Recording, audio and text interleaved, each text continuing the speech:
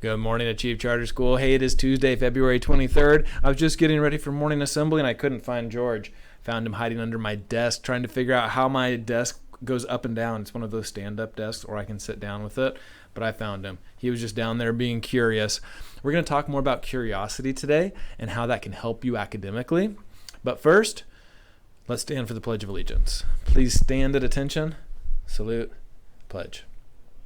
I pledge allegiance to the flag of the United States of America and to the republic for which it stands, one nation, under God, indivisible, with liberty and justice for all.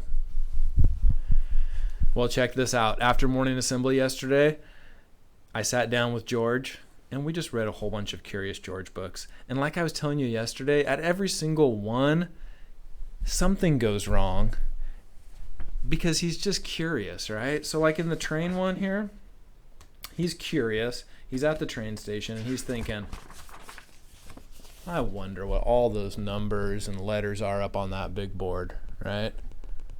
Probably can't see it on the screen, but it says arrivals and departures.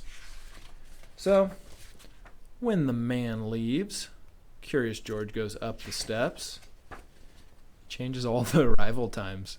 How can I get this in front of my screen? Like he's up there on the board. Wow, that's a really horrible picture. But there we go. So he changes all the arrival times, right? Messes up everything, causes all kinds of mayhem. Trains are arriving off schedule. It's horrible.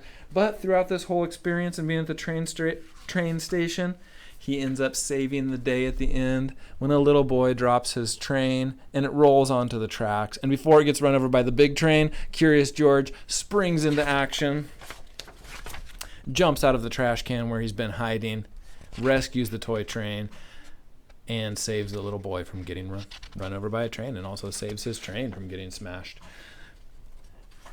The train station guy is very mad, but the little boy's dad is super happy because Curious George saved the day. It's always got that same kind of pattern, right? But I want to tell you that every time you're curious about things, you're learning, you're developing this part of your brain, and your brain is going to put that into action later in your life. Maybe tomorrow. Maybe you're curious about something today, and so you click on a resource and you learn more about it. Like when Curious George and I were just looking at your year pages and we saw all the work you've been doing. Yeah. Or maybe you learn something now that you don't use for 20 years. But humans, and also monkeys, which is kind of cool, are two of the only animals, there's only a few animals, I think ravens maybe, who can watch another animal and learn from them and then put that into action because they have this curiosity. It's no secret that Curious George is a monkey and not like the curious puppy, right? Dogs can't do that.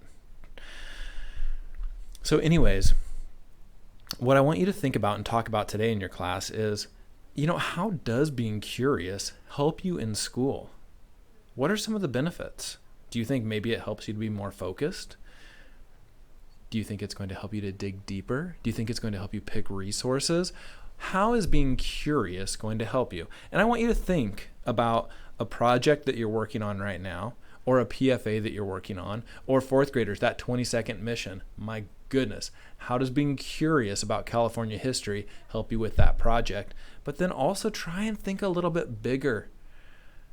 How will learning that information and being curious about that information help you later in life? Right? So have a chat with your class. How can being curious help you in school? And if you can extend it even past school, that would be awesome. Have a great day, Achieve. George says bye.